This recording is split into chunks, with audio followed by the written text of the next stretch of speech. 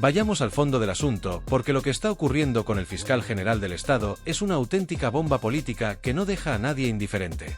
Estamos hablando de un personaje que debería ser el bastión de la legalidad y la justicia, pero que, a día de hoy, se está viendo envuelto en una trama de filtraciones y comportamientos completamente deshonestos. Y la situación, como era de esperar, está cada vez más cerca de convertirse en un escándalo de magnitudes incontrolables. Este hombre, el fiscal García Ortiz, no es el primero en caer en la tentación de traspasar límites éticos, pero parece que el nivel de su metedura de pata está superando todos los registros. El escándalo comienza con un simple detalle técnico que ha pasado desapercibido para muchos: la famosa tecnología israelí Cellebrite, que se especializa en recuperar mensajes y datos incluso cuando parecen haber sido borrados. Y claro, García Ortiz, que pensaba que su WhatsApp era una burbuja irrompible, estaba tan convencido de que no había rastros de sus filtraciones, que no imaginó ni por un segundo que sus mensajes serían recuperables. Error fatal. Aquí empieza la comedia, porque la Unidad Central Operativa, la UCO, que se encarga de investigar casos de este tipo, tenía todo bajo control. Y cuando descubrieron lo que García Ortiz estaba haciendo, la cosa dejó de ser un simple rumor para convertirse en un escándalo de proporciones épicas. Porque, en cuanto comenzaron a recuperar esos mensajes, lo que se reveló fue una trama de filtraciones que ponían en evidencia que este señor estaba moviendo información como si fuera suya. Lo que no se esperaban ni él ni los de Moncloa, es que este tipo de tecnología no perdona. Y no es que Cellebrite haya salido de la nada, es una herramienta de alta gama, utilizada por agencias de todo el mundo para acceder a los datos más ocultos de los dispositivos móviles. Esto no es ciencia ficción, amigos, es un hecho real. Y si la justicia logra recuperar esos mensajes comprometedores, lo que vendrá después podría ser el derrumbe de toda una estructura política que pensaba que tenía el control total sobre la información. Es más, García Ortiz no solo ha sido acusado de filtrar datos, sino que, según los informes, se le ha señalado como el responsable de pasar información confidencial directamente desde su despacho al gobierno central. Es decir, no estamos hablando de simples deslices, estamos hablando de traiciones a la confianza pública. La propia fiscal que lo acusó lo describió como alguien que filtraba datos sin remordimientos, lo que deja claro que no estamos ante un caso aislado, sino ante un modus operandi. Ahora bien, ¿qué hacía exactamente García Ortiz con esa información? Pues, aparentemente, no solo la compartía sin ningún control, sino que además lo hacía como si fuera su propio material para mover los hilos. De hecho, se dice que, cuando la fiscal le informó que no quería saber nada de ese asunto, él simplemente siguió adelante, enviando y recibiendo más datos, como si nada pasara. Un comportamiento digno de una novela de corrupción política, pero que, lamentablemente, estamos viviendo en la vida real. Si alguien pensaba que un fiscal general estaba por encima de estas prácticas, se equivocaba de pleno.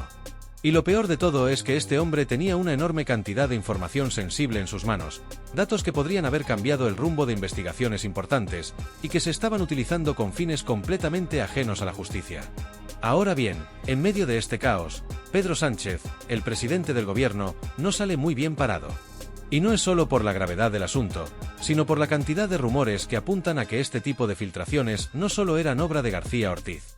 Se habla, y con mucha fuerza, de que Sánchez podría estar detrás de todo esto, utilizando su influencia para mover los hilos de manera estratégica, sin importar los límites éticos o legales que tuviera que saltar. Es más, algunos incluso han llegado a sugerir que este tipo de operaciones fueron ordenadas desde el corazón mismo de Moncloa, lo que pone aún más en entredicho la transparencia de este gobierno. Si todo esto se confirma, estaríamos ante uno de los escándalos más grandes de la historia reciente de España, uno de esos que tiene el potencial de derribar a más de uno de los políticos que han jugado al escondite con la ley.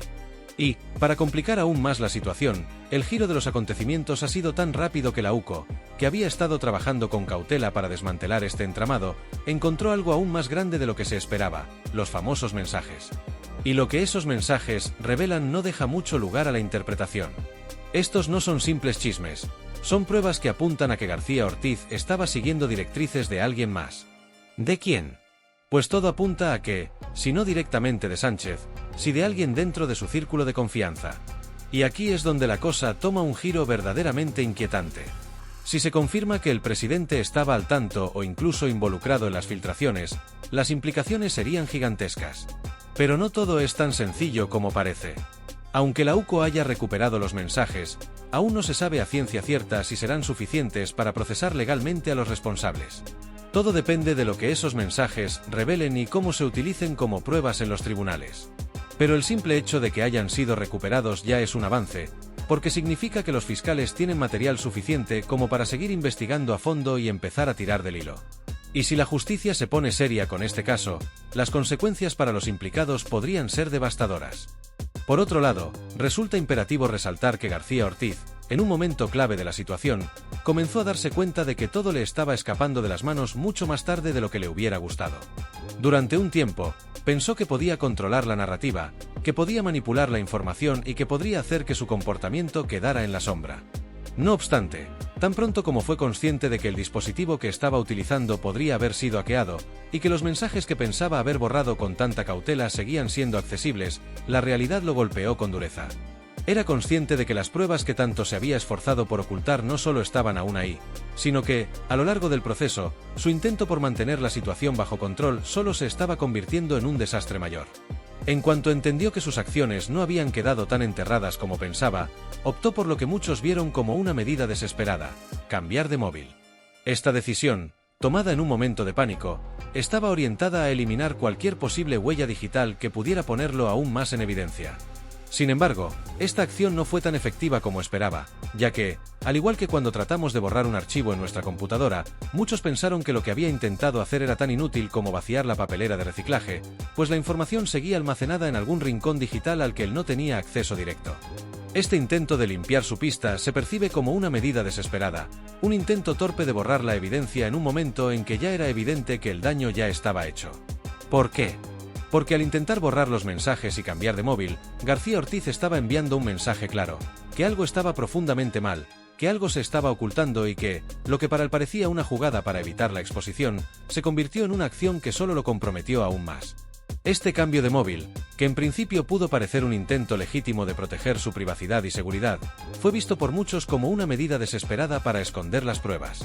Porque, al final del día, no importa cuántos dispositivos cambien y cuántos esfuerzos haga por eliminar las huellas de su implicación. La realidad es que siempre existen copias, registros y archivos de respaldo que pueden regresar de manera sorprendente, y en muchos casos, revelan más de lo que se había planeado ocultar. Es como cuando tratamos de eliminar un archivo confidencial de un ordenador, pero olvidamos que la información podría seguir almacenada en la nube o en algún archivo de copia de seguridad. En este caso, la evidencia de los mensajes comprometidos y las acciones ilícitas continuaban existiendo, lo que nos deja claro que el móvil no fue más que una herramienta de distracción en un intento por ganar algo de tiempo. Mientras García Ortiz tomaba estas decisiones erráticas, las reacciones externas no tardaron en llegar. Desde la oposición, que rápidamente se percató del escándalo y no dudó en capitalizarlo para aumentar su presión política, hasta una sociedad que cada vez está más escéptica y cansada de la falta de transparencia que caracteriza a las figuras del poder. La oposición no tardó en sacar provecho de esta situación, utilizando cada detalle del escándalo para atacar tanto al fiscal como a quienes consideraban cómplices de sus acciones. Aprovecharon cada resquicio de debilidad, cada titubeo en las explicaciones oficiales, para asegurarse de que el tema fuera discutido con vehemencia en los medios, en las redes sociales y en las calles. Esta clase de enfrentamientos políticos no son nuevos, pero la magnitud del escándalo hizo que las piezas encajaran de una forma única. Cada declaración en defensa de García Ortiz, o de quienes intentaban protegerlo, era seguida de una ola de críticas que solo sumaban al desgaste institucional que ya se había estado acumulando. Por otro lado, la sociedad, al margen de la lucha política, se sentía desconcertada, desesperanzada, ante lo que muchos veían como una repetición de los mismos errores, promesas de transparencia y justicia que parecían quedar en nada al enfrentarse con la realidad de lo que estaba sucediendo en los despachos del poder. Las filtraciones, las manipulaciones y los intentos por borrar la evidencia no solo afectaron a las figuras implicadas, sino que también socavaron la confianza en el sistema judicial y político en su conjunto. En momentos como estos, en los que las instituciones del Estado parecen ser parte de una trama más grande que va más allá de cualquier individualidad, los ciudadanos empiezan a preguntarse si alguna vez podrán confiar de nuevo en lo que se les promete desde el gobierno. Este tipo de situaciones no solo ponen en evidencia la falta de transparencia, sino que también desatan una sensación de impotencia colectiva, pues no solo se sienten vulnerables ante las decisiones que toman quienes están en el poder, sino también ante el hecho de que, si los encargados de impartir justicia no pueden ser transparentes, ¿quién lo será? El daño no es solo individual, sino colectivo, ya que una vez que la confianza en las instituciones se erosiona, es difícil recuperar ese capital tan necesario para la cohesión social. De esta forma, los ciudadanos se sienten cada vez más distantes de un sistema que consideran que no responde a sus intereses, sino a los de unos pocos. Al mismo tiempo, la credibilidad del gobierno de Pedro Sánchez, así como de las instituciones que lo respaldan, está siendo severamente puesta a prueba. Este escándalo ha abierto la puerta a una serie de interrogantes sobre el grado de implicación de otros actores dentro del gobierno y más allá. Si bien todavía es incierto si las implicaciones judiciales llegarán a las altas esferas del poder, lo cierto es que este escándalo podría tener repercusiones mucho más profundas de lo que inicialmente se pensaba. La sociedad está a la expectativa, esperando saber si se llevará a cabo una investigación imparcial y si los responsables serán finalmente juzgados por sus acciones. Sin embargo, más allá de las investigaciones, muchos se preguntan si este caso es solo la punta del iceberg de algo mucho más grande, un entramado de corrupciones e irregularidades que han estado ocurriendo durante años y que solo ahora comienzan a aflorar. Pero, ¿habrá justicia para los implicados? En estos momentos, es difícil de predecir. Las respuestas que se están dando hasta ahora parecen insatisfactorias, y en muchos casos, parecen estar encaminadas a proteger más a quienes ocupan posiciones de poder que a hacer que se haga justicia real. La incertidumbre está en el aire, y aunque algunos confían en que las instituciones judiciales puedan funcionar de forma independiente, otros temen que el caso quede impune, que se trate de un escándalo de verano que se olvide en pocos meses. Sin embargo, si algo es cierto es que este escándalo es solo el principio de lo que podría ser una de las crisis políticas más grandes de la historia reciente. Es un proceso que apenas comienza, pero que tiene el potencial de cambiar el panorama político y judicial del país. Mientras los políticos se siguen enredando en sus propios escándalos, manipulaciones y desmentidos, el pueblo sigue aguardando respuestas. Respuestas que no llegan, pero que se exigen con cada vez más fervor. En una era de desinformación, manipulación mediática y constantes guerras de poder, cada vez parece más difícil mantener la esperanza en que la verdad saldrá a la luz. El sistema parece estar diseñado para proteger a unos pocos, mientras el resto de la población es ignorada. Y aunque muchos ciudadanos claman por una justicia transparente, la situación actual hace que esa demanda se sienta más como un sueño lejano que como una realidad posible. ¡Que tiemble Moncloa! Este grito resuena entre aquellos que ven en este escándalo la oportunidad para hacer caer al gobierno, pero también para poner en evidencia lo que muchos consideran como una red de corrupción que se extiende más allá de las figuras implicadas. Este es solo el principio de un proceso que podría durar años y que, si no se maneja con la suficiente responsabilidad, podría tener consecuencias devastadoras para las instituciones. Y en medio de todo esto, la gran incógnita persiste: ¿será este el final de la carrera de García Ortiz? ¿Y qué consecuencias traerá este escándalo para Pedro Sánchez? Solo el tiempo lo dirá, pero lo cierto es que la trama, lejos de cerrarse, parece estar abriéndose cada vez más, dejando entrever un futuro incierto y lleno de nuevos secretos por descubrir. Esto no es algo que se pueda considerar un caso aislado. Todos recordamos lo que ocurrió con nuestro querido Endo, otro episodio de esta tragicomedia que parece no tener fin. Insultos racistas, micrófonos volando por los aires y un espectáculo que bien podría confundirse con una mezcla entre un reality de bajo presupuesto y un combate de lucha libre. Los tertulianos de la izquierda parecen haber adoptado el método de tira y golpea como su nueva táctica en los debates. ¡Qué destreza, madre mía! Mientras tanto, el panorama político sigue siendo un auténtico circo, con 3 pistas y Pedro Sánchez en el centro del escenario, siempre al mando, como si fuera el director de esta función. Este hombre, que ahora juega a ser el héroe de la política, parece estar cubriendo escándalos y casos de corrupción con la misma facilidad con la que uno escondería la ropa sucia bajo la cama. Modifica el Código Penal como si fuera su lista de compras, y sigue adelante como si nada pasara, mientras los problemas le crecen más rápido que las deudas acumuladas después de las fiestas navideñas. Por un lado, su fiscal general parece tener todas las probabilidades de acabar entre rejas, mientras que, por otro lado, Puigdemont, ese hombre que vive en Waterloo como si fuera el exiliado más importante del planeta, está cada vez más incomodado. Le prometieron una amnistía, pero lo único que le han dado es un parche legal que no sirve ni para envolver bocadillos. Y en Cataluña, el PSC está rompiendo todas las promesas que Sánchez hizo a Junts. Vamos, que Puigdemont está siendo ignorado de manera olímpica, y mientras él se cabrea, los de Junts empiezan a hartarse. Los radicales de Sílvia Orriols no dejan de robarles votos, y el núcleo más duro del partido está empezando a decirle a Puigdemont que ya basta de fotos con Sánchez, que ya está bien de hacer el ridículo. Pero claro, Sánchez sigue a lo suyo. Continúa moviendo los hilos y prometiendo cosas que, a estas alturas, parecen de otro mundo, mientras los demás no dejan de desquiciarse. Y la gran pregunta es, ¿qué pasará si Junts decide romper con el PSOE? La moción de confianza, aunque es prerrogativa del presidente del gobierno, podría ser el próximo capítulo de esta saga política que nos deja boquiabiertos. Y no sería extraño que Junts se planteara apoyar una moción de censura liderada por la derecha.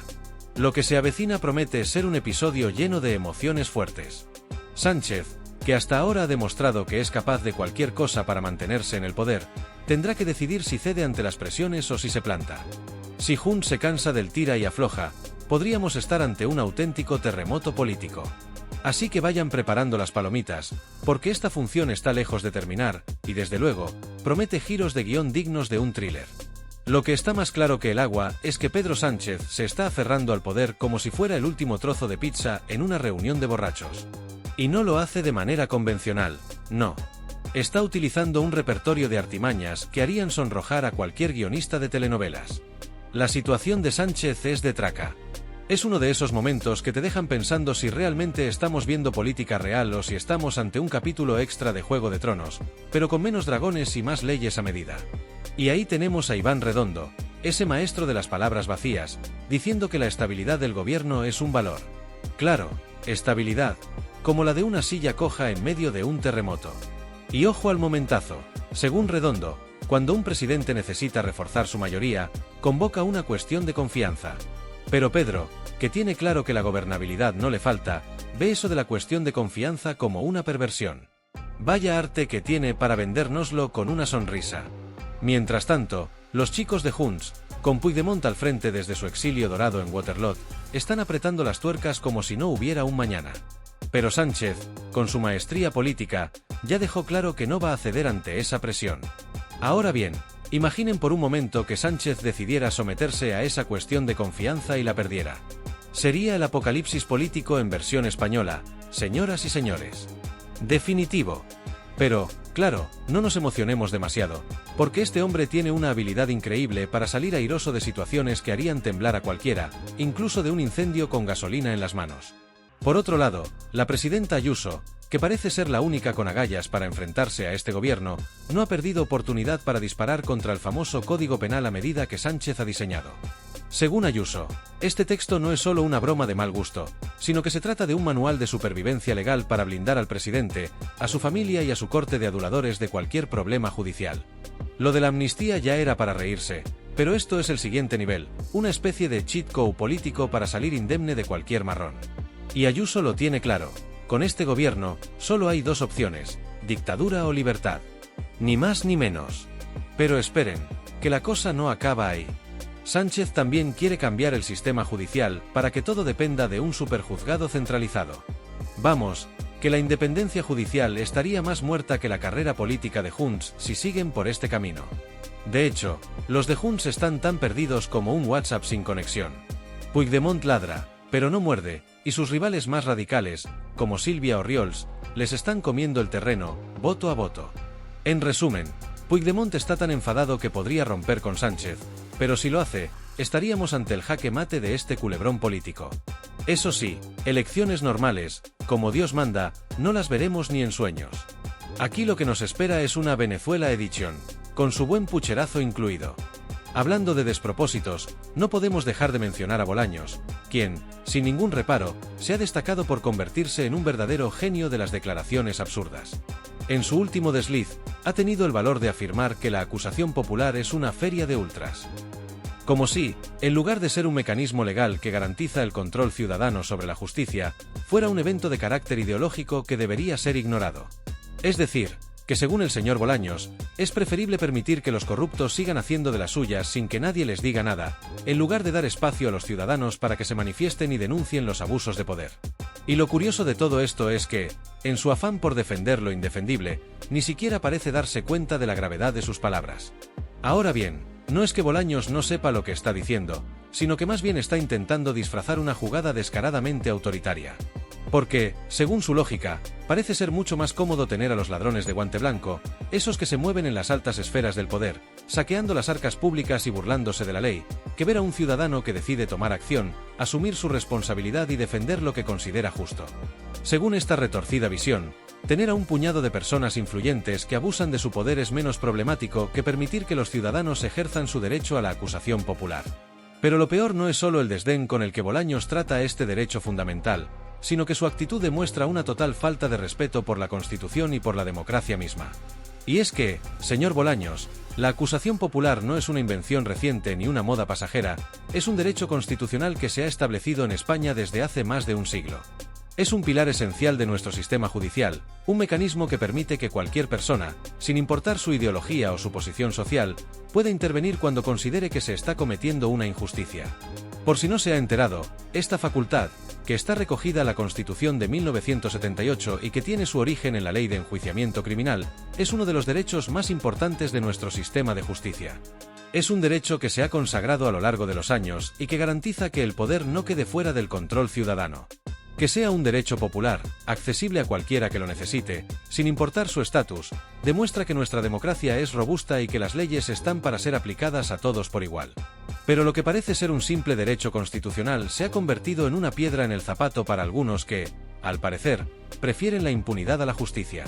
Y es que lo que realmente buscan con sus declaraciones, de forma velada, es modificar el Código Penal para hacer que todo esto se vuelva más cómodo para los de siempre, para aquellos que tienen el poder en sus manos y que no quieren que nadie los moleste. Lo que en realidad buscan es una carta blanca para robar, para mentir, para manipular, sin tener que enfrentar las consecuencias de sus acciones. En cuanto a lo que ocurre en la política española, no podemos quedarnos tranquilos. Lo que estamos viviendo no es más que el principio de un proceso que, si no se frena, puede llevarnos al fin de nuestro Estado de Derecho. Estamos viendo cómo los pilares de nuestra democracia y nuestra justicia se están desmoronando poco a poco, como cada vez más se cuestionan los principios básicos de la libertad, la igualdad ante la ley y la separación de poderes. Si seguimos permitiendo que se den pasos en esta dirección, no me cabe duda de que acabaremos con un sistema en el que personajes como Bolaños y su jefe, Pedro Sánchez, permanezcan al frente del gobierno durante décadas, sin que nada los pueda detener. Y no es una exageración. Si no ponemos un alto a esta deriva autoritaria, acabaremos viendo a Bolaños como ministro vitalicio, dictando leyes a su conveniencia, con un poder absoluto que no rinde cuentas a nadie. Y a Pedro Sánchez, convertido en un sátrapa eterno en la Moncloa, utilizando su cargo para perpetuarse en el poder, manipulando a su antojo las instituciones y las leyes del país. Este es el panorama que se perfila si no reaccionamos a tiempo. Cada día que pasa, nos acercamos más a este destino sombrío, y las señales son claras. La estrategia del gobierno es cada vez más descarada y su afán por controlar todos los aspectos de la vida política, social y económica de España es cada vez más evidente. Y para rematar este cuadro desolador, no podemos ignorar los giros inesperados que estamos viendo a nivel internacional. ¿Qué está pasando en el mundo? ¿En qué tipo de época vivimos? En un giro totalmente inesperado, parece que Trump, ese personaje controversial por excelencia, ha logrado lo que parecía impensable. ¿Quién lo hubiera dicho? Después de haber dejado la Casa Blanca en medio de una tormenta de escándalos, ahora Trump está de vuelta en la escena internacional, y parece que trae consigo un halo de milagro. De repente, y como si fuera un guionista de películas de acción, ha logrado que Israel y Hamas lleguen a un acuerdo histórico para liberar rehenes y detener las hostilidades. Algo que parecía fuera de alcance, algo que los diplomáticos tradicionales no habrían sido capaces de lograr, Trump lo ha hecho. En menos de lo que canta un gallo, ha logrado lo que otros no han podido durante años. Lo que parecía una guerra interminable, una tragedia humanitaria sin fin, ahora parece tener una salida gracias a su intervención. Pero eso no es todo. Trump ha dejado claro que su ambición no se limita a este conflicto. Ahora está buscando resolver lo de Ucrania, y de paso, dar una lección a los dictadores comunistas de Hispanoamérica. Parece que está dispuesto a enfrentarse a todo lo que se le ponga por delante, y lo que parecía una fantasía ahora se está convirtiendo en una realidad palpable. Este giro en los eventos internacionales es tan surrealista que resulta difícil de creer, pero aquí estamos. No podemos más que quedarnos asombrados por lo que está ocurriendo en el escenario mundial. En resumen, lo que estamos viviendo es un caos absoluto, tanto a nivel nacional como internacional. La política española se ha convertido en un circo, con personajes que parecen sacados de una película de acción, donde la realidad supera a la ficción. Mientras el gobierno español sigue empeñado en socavar las bases de nuestra democracia y nuestras instituciones, el mundo en general parece estar dando un giro inesperado. Lo que parecía imposible ahora es realidad, y lo que pensábamos que estaba bajo control ahora está fuera de las manos de todos. Así que, lo único que nos queda es estar atentos, estar preparados para lo que venga, porque este es solo el principio. ¿Hasta dónde nos llevará esta serie de giros políticos, nacionales e internacionales? Nadie lo sabe, pero lo que es seguro es que estamos ante tiempos convulsos, y debemos estar preparados para todo.